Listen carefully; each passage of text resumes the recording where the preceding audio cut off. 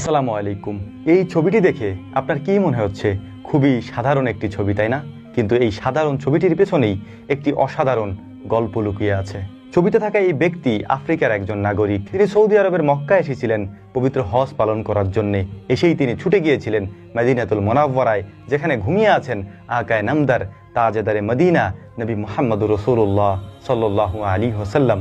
African কালো এই ব্যক্তি ভেতরে ঢুকতে পারেননি, তার আগেই ওই সবুজ গম্বুজ দেখে দেওয়ালের সাথে মাথা ঠেকিয়ে দিয়ে তিনি কান্না করতেছিলেন। চোখ থেকে অনবরত পানি ঝরছিল। কি আবেগ, কি ভালোবাসা! এই দুনিয়ার মানুষের জন্য না, এই দুনিয়ার সর্বশ্রেষ্ঠ মানুষের জন্যে, যেটা দেখে হাজারো মানুষের চোখ থেকে পানি ঝরেছে। তোমার আমার হৃদয় পাথর হয়ে গিয়েছে।